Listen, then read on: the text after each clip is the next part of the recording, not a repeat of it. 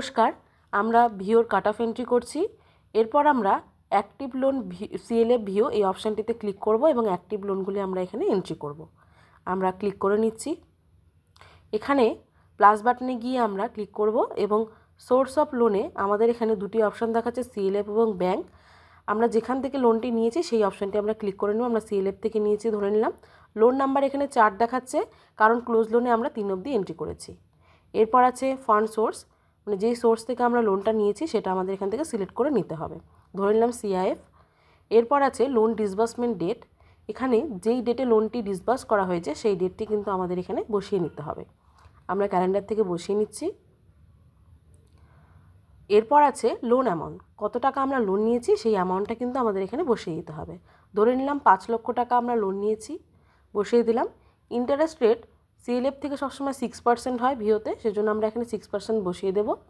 এরপর আছে original loan period, কত মাস আমরা লোনটা পিরিয়ড করতে পারবো সেটা হচ্ছে বসিয়ে দিলাম 60 মাস। এরপর আছে ওভারডিউ পিরিয়ড, আমাদের এখানে ওভারডিউ হবে না কারণ প্রত্যেক মাসে আমরা লোনের কিস্তি দিয়ে যাচ্ছি। এরপর আছে রিমেইনিং পিরিয়ড, কত মাস এখনও পরিশোধ করতে বাকি আছে সেটা আমরা বসিয়ে নেব। ধরে নিলাম 40 মাস। প্রিন্সিপাল রিপেড, কত টাকা আমরা এখনও পর্যন্ত পরিশোধ করেছি সেটা আমরা এখানে বসিয়ে দেব। ধরে নিচ্ছি আমরা এখনও পর্যন্ত 2 লক্ষ টাকা আমরা এখানে পরিশোধ করেছি, আমরা বসিয়ে নিচ্ছি। প্রিন্সিপাল আউটস্ট্যান্ডিং এখানে অটো ক্যালকুলেট হয়ে চলে আসবে, 3 লক্ষ টাকা পরিশোধে বাকি আছে। প্রিন্সিপাল ওভারডিউ যদি থেকে থাকে তবেই আমরা বসাবো, নাহলে বসাবো না। ইন্টারেস্ট ওভারডিউ তাই। এরপর আছে ইনস্টলমেন্ট অ্যামাউন্ট, কত টাকা এখানে প্রিন্সিপাল আছে এটাও অটো ক্যালকুলেট হয়ে যাবে। রিপেমেন্ট ফ্রিকোয়েন্সি মান্থলি হবে, ইয়েস করে নিচ্ছি। এরপরে দেখুন আমরা এখানে শিডিউলটিও দেখতে পাবো, এটাকে আমরা ডাউনলোড করে প্রিন্টও করতে পারবো এবং শেয়ারও করতে পারবো। এভাবে আমরা সেভ করে নেব। সেভ হয়ে গেল।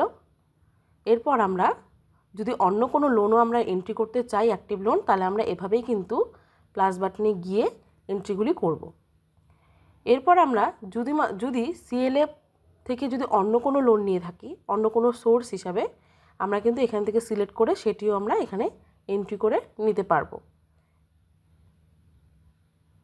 এরপরে আমরা দেখে নিচ্ছি এখানে ব্যাংক বলেও একটি অপশান আছে। যদি ভিও ব্যাংক থেকে কোনো লোন নিয়ে থাকে সেক্ষেত্রে আমরা ব্যাংক সিলেক্ট করে কিন্তু এখানে